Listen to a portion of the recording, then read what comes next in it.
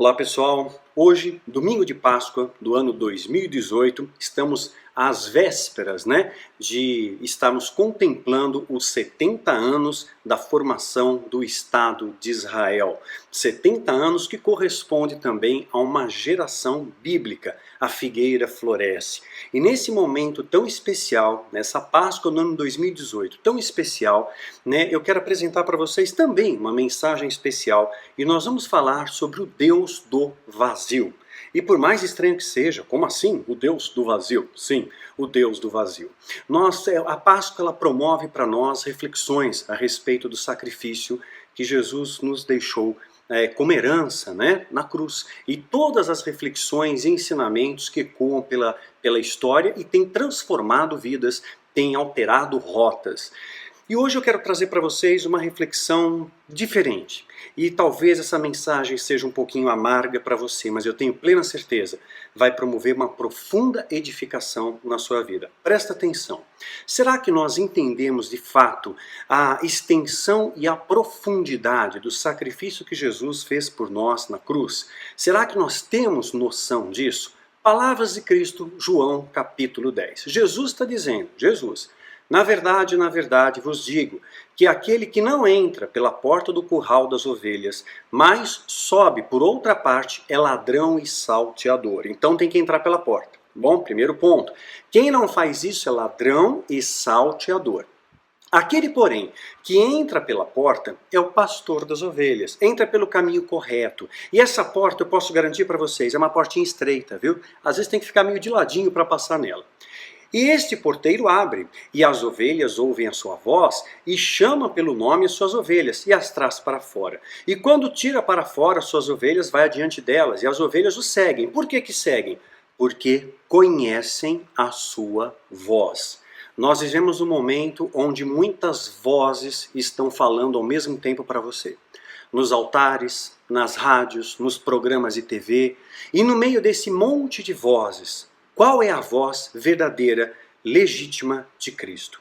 Qual é a voz que vem trazer para você aquela vida em abundância, aquela paz que lhe transcende o entendimento? Como aprender a ouvir essa voz? E o mais difícil, como obedecer essa voz? E quando tira para fora as suas ovelhas, vai diante delas e as ovelhas seguem, porque conhecem a sua voz. Você conhece a voz de Deus?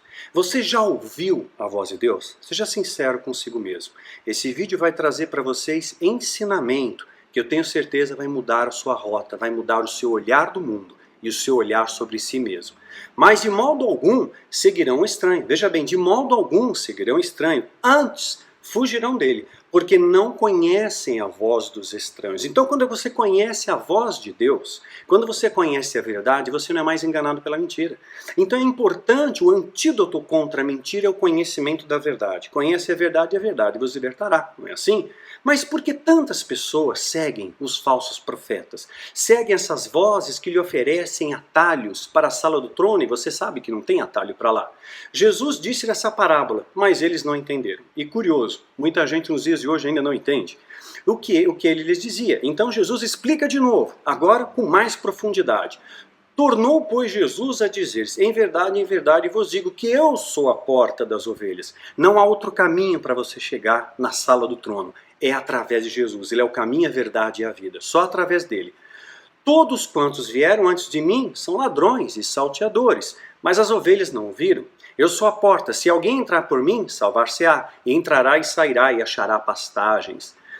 O ladrão não vem senão para roubar, matar e destruir. E qual a ideia estigmatizada, muitas vezes estereotipada, que nós temos dessas palavras de Cristo? Ah, é o diabo. O diabo veio para roubar, matar e destruir. Só que Jesus não está falando do diabo aqui. Não está falando do diabo. Não está escrito o demônio, o diabo, do grego diabolos, aquele que traz divisão. Não fala de Satanás, o opositor, o adversário. Está falando aqui de ladrões e salteadores, de falsos profetas e mercenários da fé que pululam no nosso século, não é verdade? Jesus já cantou a bola, Eles vêm para roubar, matar e destruir. O diabo, ele tem adjetivos muito característicos dele na Escritura Sagrada. Homicida desde o princípio, pai da mentira, mas esse título, roubar, matar e destruir, Jesus está remetendo aqui aos falsos profetas.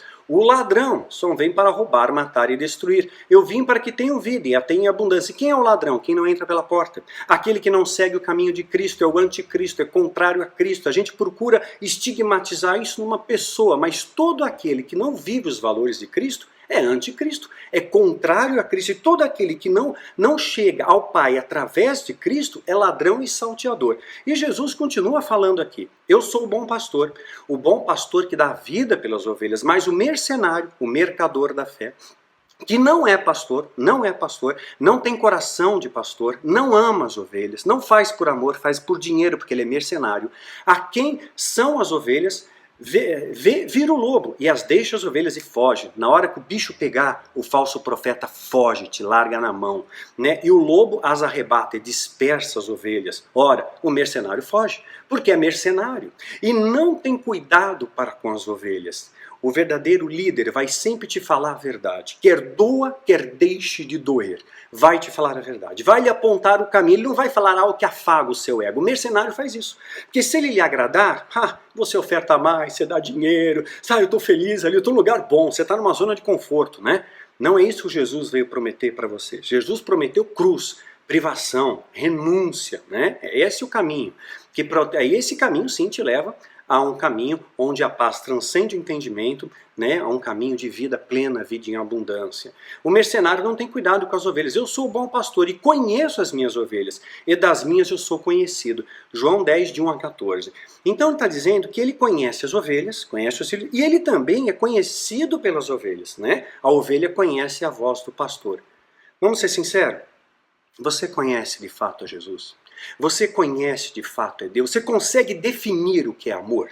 O que é amor para você? Eu sei que a gente faz essa pergunta, as pessoas respondem meio bate-pronto. Amor é doação, amor é rendição, amor é entrega, amor é incondicional. Mas será que nós vivemos esse amor para valer? Como vamos definir esse amor? Como viver esse amor? E há momentos que o próprio cristão se vê pego, né, em pensamentos do tipo, será que Deus existe mesmo? Pensamentos racionais. Quantas vezes você mesmo se perguntou, será que Deus existe? Será que Ele está me ouvindo ou será que eu estou falando ao vento?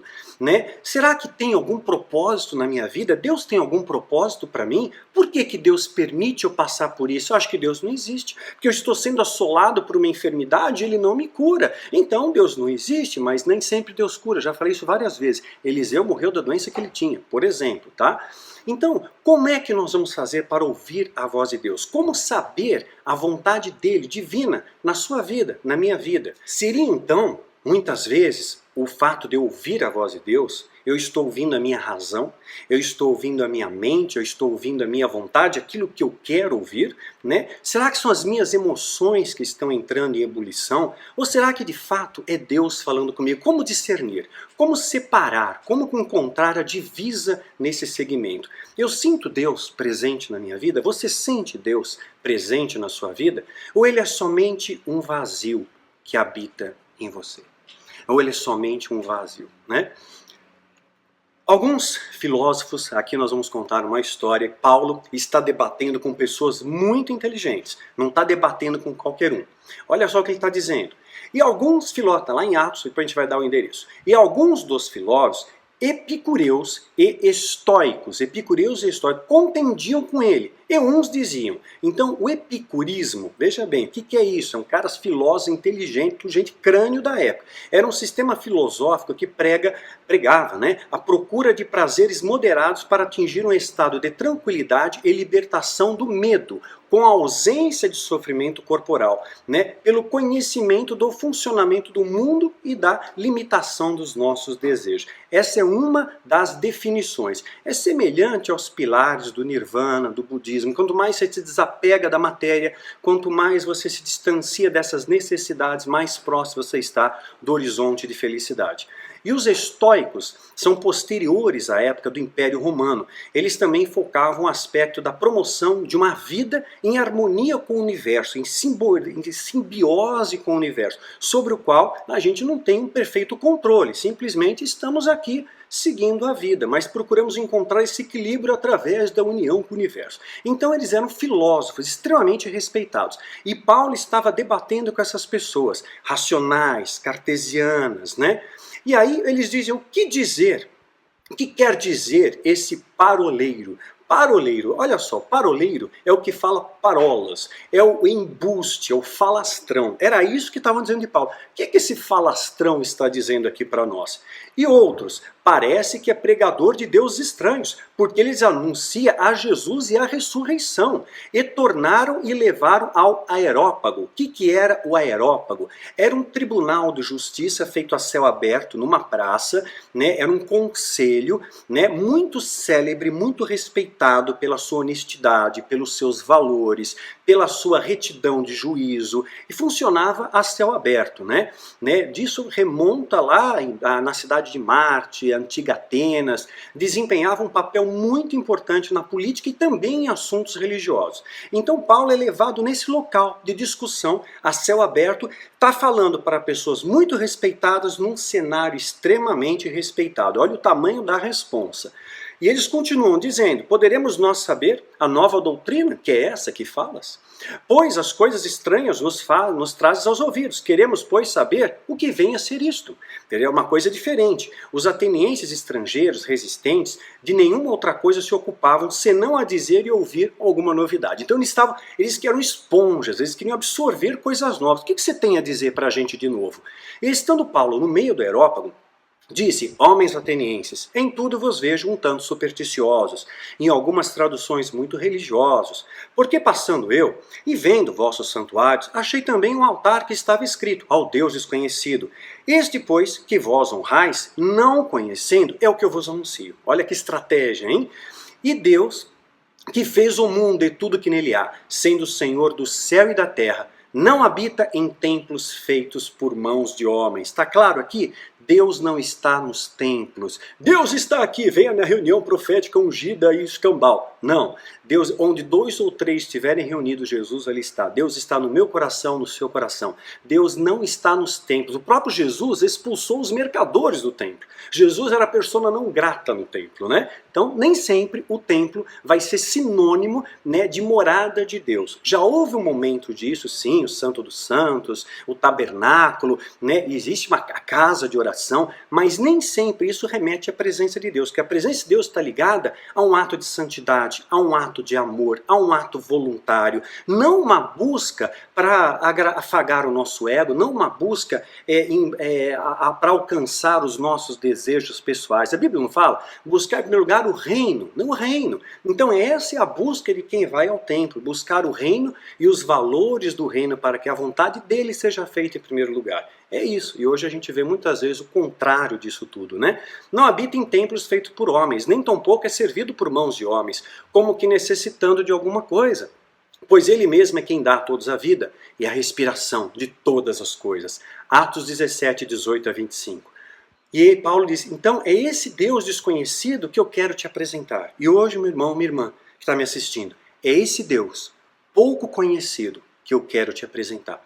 Esse Deus que muitas vezes para você parece algo abstrato, parece algo tão metafórico e tão distante da sua realidade que você não consegue compreender. Que Deus me use como instrumento para que você entenda e tenha uma experiência com Ele. Na verdade, se você parar para pensar, qual o Deus que você serve? O que é Deus para você? Já se fez essa pergunta? O que é Deus para você? As pessoas vão dizer, Deus é o meu ar. Deus é minha fonte de vida, Deus é tudo, ok? Como você procura Deus? Será que você realmente já encontrou a Deus? Para encontrar algo, você precisa ter um propósito. E esse propósito vai estimular a sua busca. Você busca o quê? Normalmente nós buscamos ser aceitos, nós buscamos prazeres temporais, buscamos riquezas, buscamos fama, buscamos poder, buscamos receber, buscamos ser preenchidos. Nós não buscamos o amor. Não buscamos algo para doar, nós não buscamos algo para servir, né? Eu percebo que muitas pessoas que tiveram tudo, né? Tem tudo na vida, de repente percebem que aquele tudo é nada, que sem Deus você é nada. Existe um vazio dentro do coração do ser humano que só vai ser preenchido com a presença de Cristo. Não vai ser o dinheiro, não vai ser a fama, não vai ser beleza, não vai ser nenhum desses valores temporais que o mundo lhe oferece como vitrine, como alvo, que vai lhe trazer e remeter à paz que transcende o entendimento, a vida plena, a vida em abundância que Jesus prometeu para nós, né?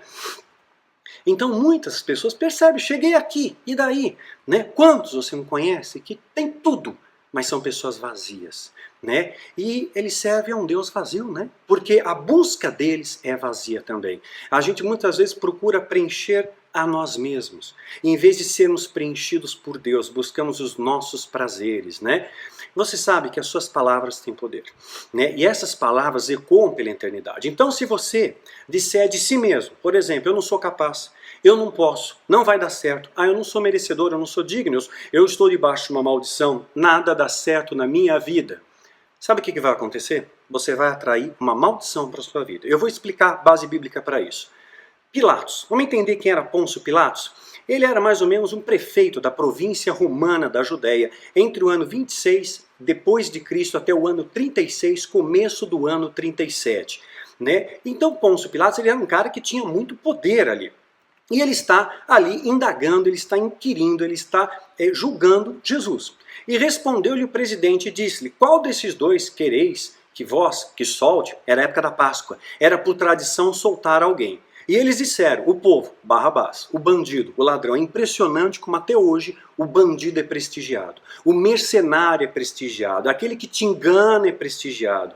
Falar a verdade é um caminhozinho estreito, viu?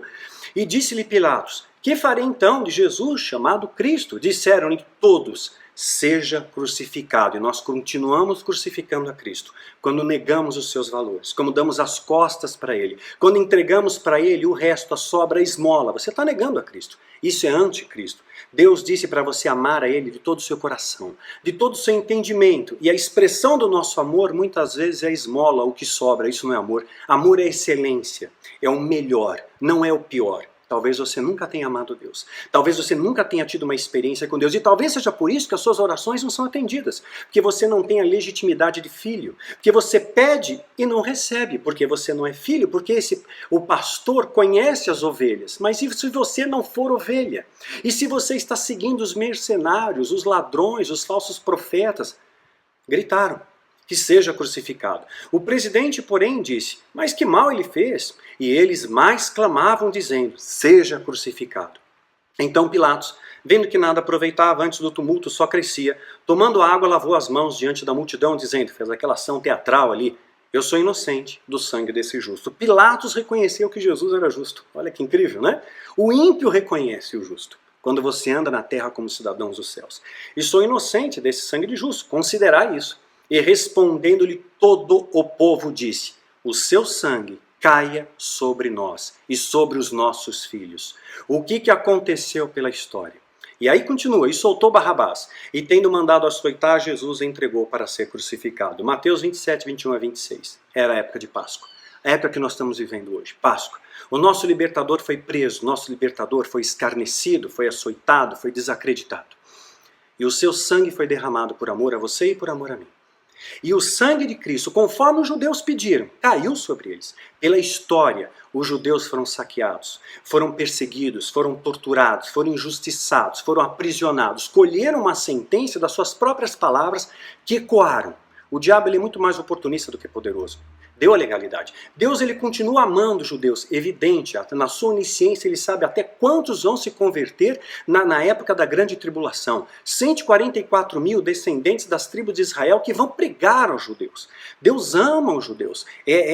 O relógio de tempo de Deus está ali, é exatamente Israel, é a figueira que floresce. E Deus tem um plano de redenção aos judeus, sim. Muitos judeus estão se convertendo, muitos, mais do que você imagina.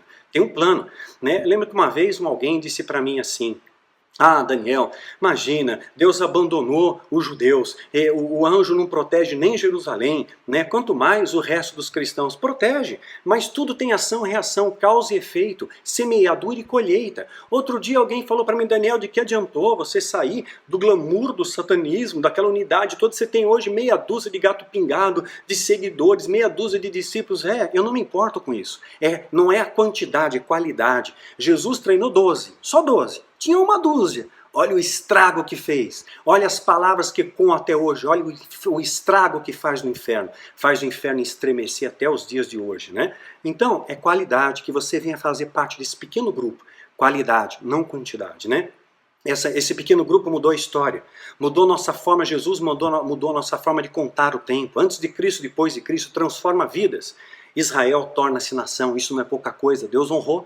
Israel torna-se nação num pedaço de deserto, Israel floresce, exporta tecnologia de irrigação para o Egito, exporta flores para a Holanda, tem um exército mais preparado do planeta, são 3 anos de treinamento ali, né? Todos eles conhecem o Krav Maga, a técnica de combate mais eficaz do mundo. Então, Deus sim, está dando atenção para Israel, né? Mas e para você? Como é Deus? Como eu devo orar? Como eu devo viver a Cristo? Primeiro, orar vem de oratória, vem de falar. Como que eu falo com Deus? Primeiro, verbalizando. Né? Ah, mas eu posso falar em pensamento? Pode, mas a sua palavra tem poder. Então, fale. Feche a porta do seu quarto e ore. Não diz feche a porta do seu quarto e pense. É ore, orar, falar. Sua palavra verbalizada, ela tem um poder, um desdobramento no mundo espiritual. A palavra diz em Gênesis 1:3, e disse Deus, não está escrito, e pensou Deus, não, e disse Deus, haja luz, e houve luz. É a palavra falada, né? João coloca, no princípio era o quê? O verbo é a palavra. E o verbo estava com Deus, e o verbo era Deus, e ele estava no princípio com Deus. E todas as coisas foram feitas por ele, pelo verbo, pela palavra. E sem ele nada do que foi feito se fez. Nele estava a vida, e a vida era a luz dos homens. E a luz resplandece nas trevas, e as trevas não compreenderam. E hoje muitas pessoas ainda não compreenderam a Deus. João 1, de 1 a 5. Orar, falar. Você fala com Deus? Às vezes as pessoas escrevem, parece que eu estou falando sozinho, Daniel. Parece que o céu está de bronze. Será que realmente nós compreendemos Deus? Será que realmente você teve uma experiência com Deus? Ou ele ainda, você procura ele no momento da sua aflição? Vamos entender um pouquinho melhor? Jesus dizendo, e o Senhor lhe disse, agora vós, os fariseus, limpai o exterior do copo e do prato, mas o vosso interior está cheio de rapina e maldade. Então não adianta você estar de terno e gravata, as pessoas julgam a aparência, né? Ah, porque tem tatuagem, porque tem piercing, ah, porque o cabelo é vermelho, porque a roupa está rasgada, porque isso, e daí? Deus vê o coração. Ou você acha que quem usa terno e gravata é santo e quem se veste com pelo de camelo e mora no deserto é o podre, né? A Bíblia diz que não há profeta maior do que João Batista, né? Ele é o maior dos profetas, né? Olha o que Jesus diz, loucos. Quem fez o exterior não fez também o interior? Chama de loucos. Antes da esmola do que tiveres, eis que tudo vos será limpo. Ai de vós, fariseus. Fariseu, termo quer dizer o separado. Ai de vós, religiosos do nosso século, que dizimais a hortelã. Eu dou o dízimo, eu sou fiel. Lembra da parábola, né, do publicano e do fariseu? Ele chega lá no templo, o fariseu bate no peito. Eu dou o dízimo, eu jejuo, eu. E o outro só diz, o publicano, tem misericórdia de mim. Quem desse justificado? O publicano. Deus não está olhando os rituais, ele vê o seu coração, lá no fundo. Aquela parte que você não mostra para ninguém, mas Deus está vendo. Ai de vós, fariseus, que dizimais hortelã e arruda e toda hortaliça, desprezais o juízo, o amor de Deus. Isso aqui não é uma ordenança para dizimar, na verdade ele está dando uma exortação, tá bom? Novo Testamento não tem dízimo, já expliquei isso, tem estudo de dízimo no meu site. Importa fazer essas coisas e não deixar as outras. Ai de vós, de novo, fariseus, que amais os primeiros assentos das sinagogas, locais de honra, de glamour, de prestígio, de gala, e as saudações das praças, o prestígio, a fama. Ai de vós, escribas e fariseus hipócritas, porque você conhece a verdade e prega a mentira. Aí você é hipócrita, né? Que sois como sepulturas que não aparecem.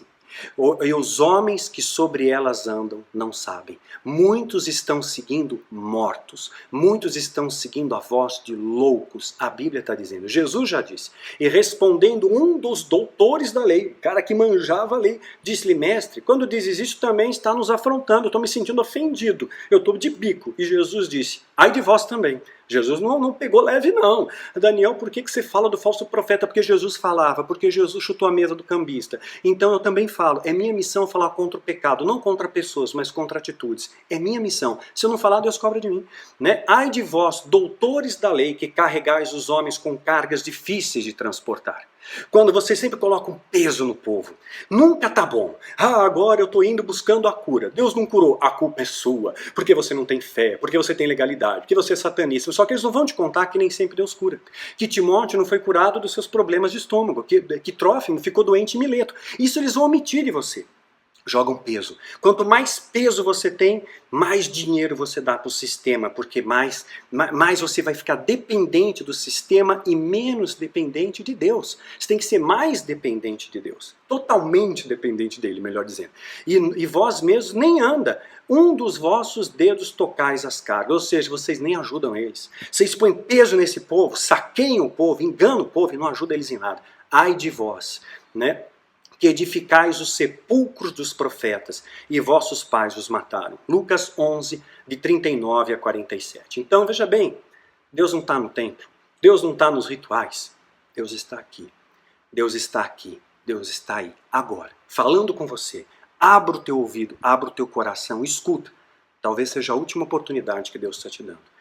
Nós não sabemos, né? A gente quer mensurar e fazer planos, e se hoje for o seu último dia, o que você fez com os seus talentos, com o seu tempo, com os seus dons? Não deixa para depois o que você pode fazer hoje. Não deixa para amanhã, porque o amanhã pertence a Deus. Faça hoje o melhor.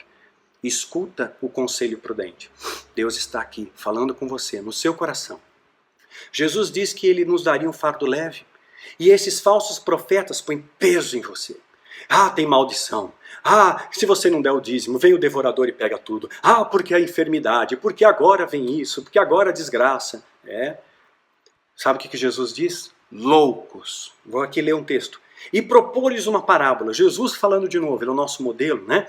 Dizendo, a herdade de um homem rico tinha produzido com abundância. Então o cara rico ficou mais rico ainda. E arrazoava entre si, ele pensava para ele mesmo, dizendo, que farei? Não tenho onde recolher os meus frutos, eu tenho tanto dinheiro que eu não sei mais o que fazer. Né?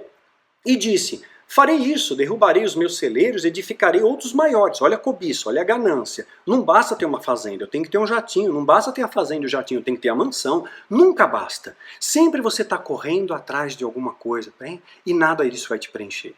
Né? Edificarei os outros maiores, e aí recolherei todas as minhas novidades e os meus bens. E direi à minha alma, alma, tens depósito muitos bens para muitos anos. Descansa, come, bebe e folga. Né?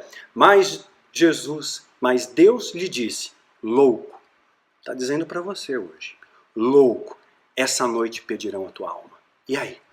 O que você vai levar essas coisas para o céu ou para o inferno?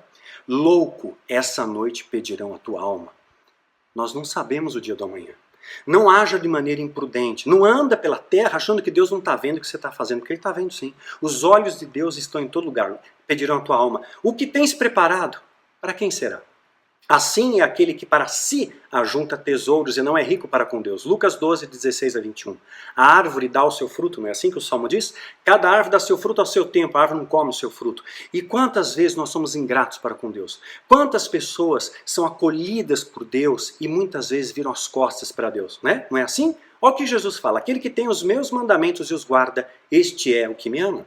E aquele que me ama será amado pelo meu Pai, e eu o amarei e me manifestarei a ele. João 14, 21. Me manifestará. Manifestar é uma experiência. É como você sentir o calor de um abraço. Algo que você precisa experimentar. Mas como? Como é que eu vou sentir isso, Daniel? Jesus ensina. Os discípulos perguntam para Jesus, mestre, qual é o grande e o maior dos mandamentos da lei? E disse-lhe Jesus, amarás o Senhor teu Deus de todo o seu coração, de toda a sua alma e de todo o seu pensamento, todo, completo. Esse é o primeiro e o grande mandamento. E o segundo é semelhante a esse, que amarás o teu próximo como a ti mesmo. Desses dois mandamentos dependem toda a lei e os profetas. Mateus 22, 36 a 40. Vamos colocar isso em termos práticos? Palavra de novo. Vamos deixar a palavra falar e não Daniel falar.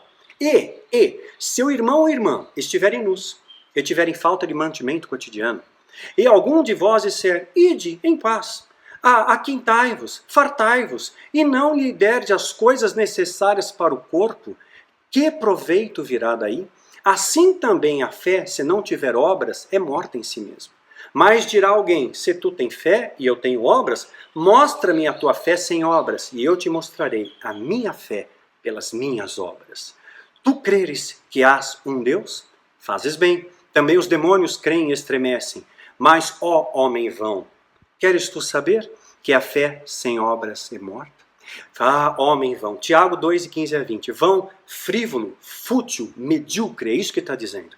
Né? Quando nós enfrentamos uma dificuldade, eu vejo isso todos os dias nas minhas redes sociais. Vejo isso das pessoas que são ovelhas desse ministério, que são meus filhos espirituais, que acompanham os vídeos, que são alimentados dessa fonte. Eu vejo isso constantemente nas redes sociais.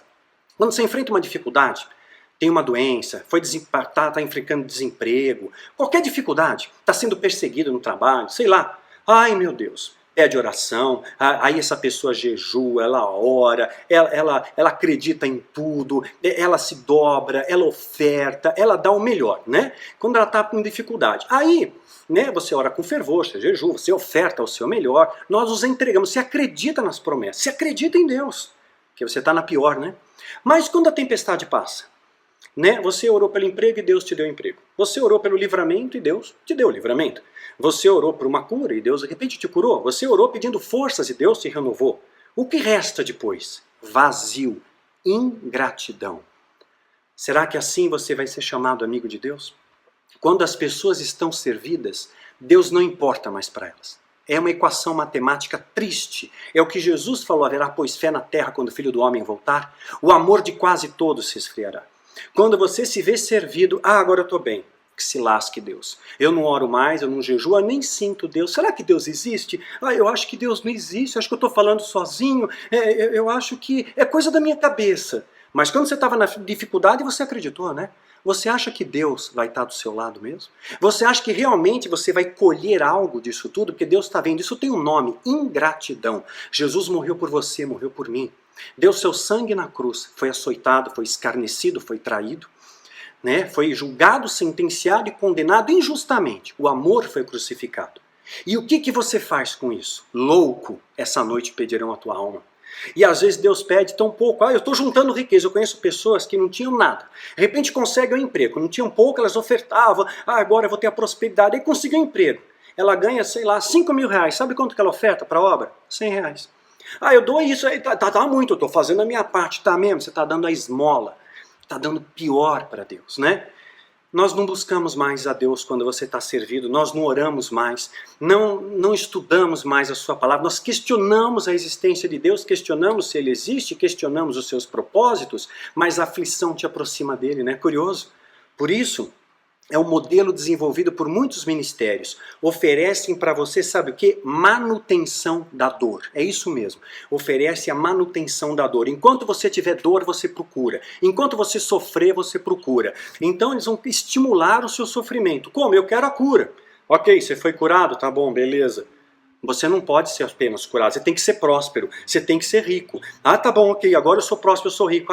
Mas você precisa ter poder, você precisa ter fama, você precisa mais, você precisa mais. Eles alimentam esse sofrimento. Você sempre vai precisar de algo para te complementar. E esse algo nunca vai ser Jesus, nunca. Vai ser sempre algo que o sistema vai te oferecer, vendendo ilusões. Eles estimulam isso, né?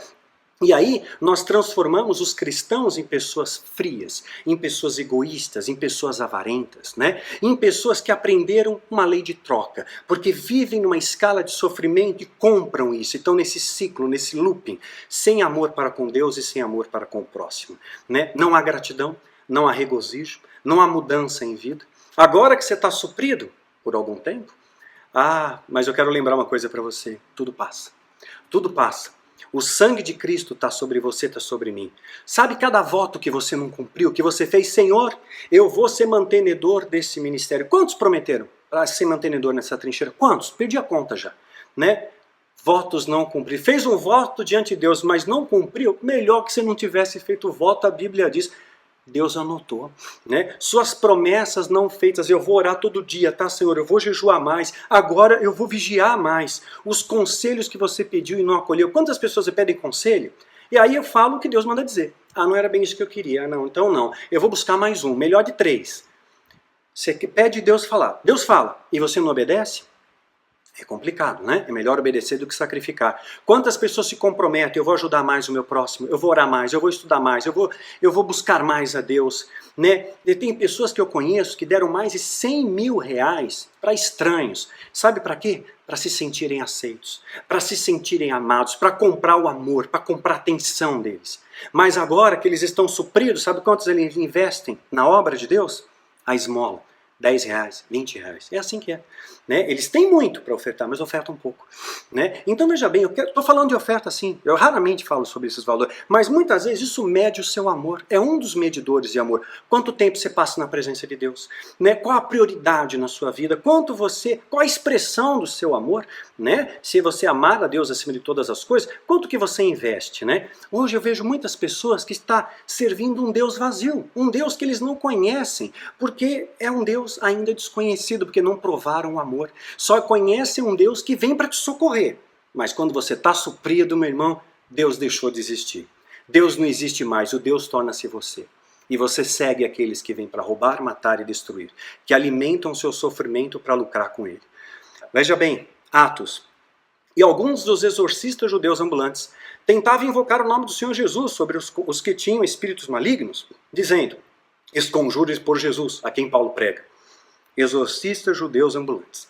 Falsos cristãos dos dias de hoje, tá? Falsos líderes dos dias de hoje. Vamos atualizar. E os que faziam eram 7 filhos de Seva, judeu, principal dos sacerdotes. Respondendo, porém, o espírito maligno, presta atenção no que o espírito maligno responde: conheço Jesus. Opa, Jesus? Oh, eu sei muito bem quem é Jesus. Bem sei quem é Paulo. Paulo era conhecido no mundo espiritual. Paulo passou dificuldade. Paulo foi apedrejado. Paulo foi açoitado. Paulo passou fome. Mas ele diz: tudo posso nele que me fortalece. Nada vai me separar do amor de Deus. Paulo foi perseguido. Esse é o caminho do evangelho. É estreito.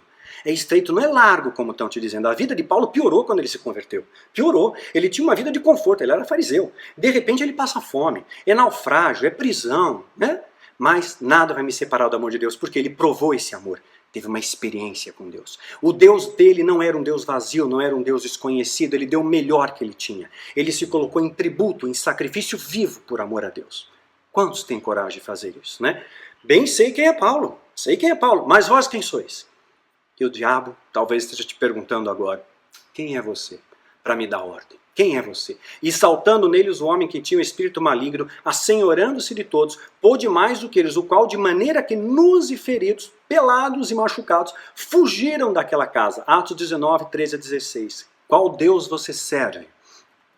Você tem autoridade sobre as entidades? Ou elas vão dizer para você: quem é você? Quem é você? Ou pior ainda, Jesus dizer para você: aparta-te de mim, vós que praticas a iniquidade, eu não te conheço. Imagina?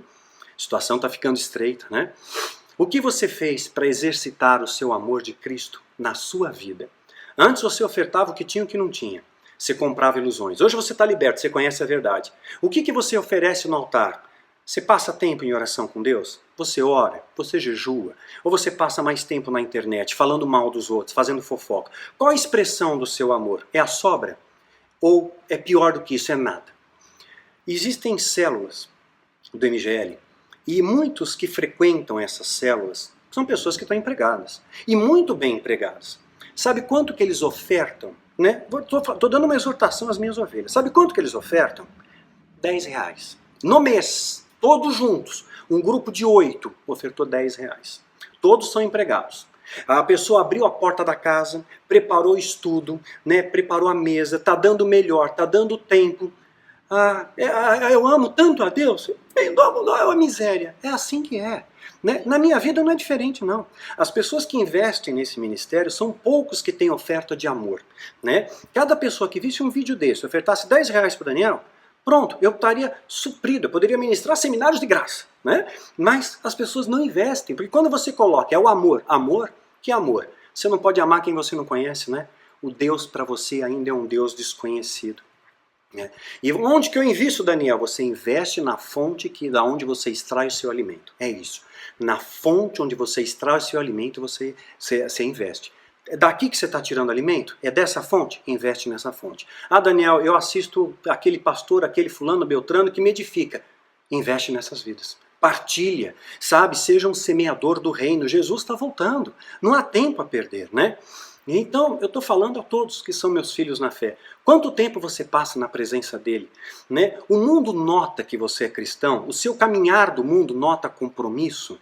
Sabe? Eu exijo das pessoas que realmente querem seguir a Cristo compromisso. Tem que ler a Bíblia, tem que estudar, tem que mostrar que estudou. Fazer mais ou menos é melhor não fazer. Fazer mais ou menos Deus vomita. Se Deus vomita, eu não quero gente mais ou menos. Eu quero pessoas que sirvam a Deus com excelência, que procurem dar o melhor para Deus, em todos os sentidos. Não a esmola, não a sobra. Tem pessoas que vêm no seminário na base que me ajudam ali. Poderiam estar passando sábado descansando, que trabalharam a semana toda, mas eles vão lá para me ajudar. E isso eles estão ofertando o talento, estão ofertando o seu trabalho, estão ofertando os seus dons. Existem N maneiras em você investir no reino de Deus. N maneiras.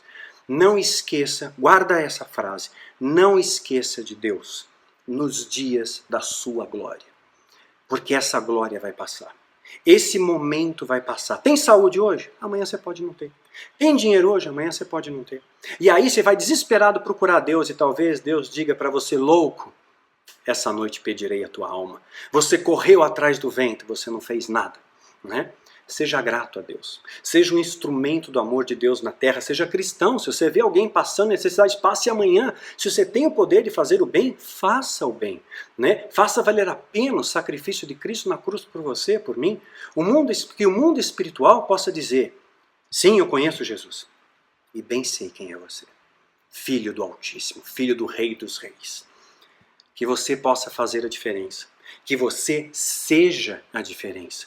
Que você prove a diferença na sua vida, como eu tenho provado na minha vida, para a honra do Cordeiro e para a vergonha do inferno. Que Deus te abençoe grandemente, querido. Lembra de orar por nós. Lembra de dobrar o joelho a nosso favor nessa trincheira. Nos auxilia a expandir a mensagem da cruz. Dá uma curtida aí, ajuda mais pessoas a agregarem no canal do YouTube, não para vitrine do Daniel, mas para ter mais alcance da palavra. Nos ajuda a divulgar essa palavra, essa mensagem e investe nessa trincheira. Por amor, enquanto há tempo. Que um dia Deus poderá dizer, louco, essa noite pedirei a tua alma. Que você tenha uma experiência não com um Deus desconhecido, mas com um Deus verdadeiro. O mesmo Deus que Jó provou. Antes eu conhecia só de ouvir falar. Mas agora meus olhos te veem. Que você possa contemplar Deus na sua vida. E esse dia seja um marco na sua jornada. Que a partir de hoje você tenha um caminhar diferente na terra, fazendo a diferença positiva, vivendo por aquele que morreu por você, para a honra dele. Que Deus te abençoe e te guarde.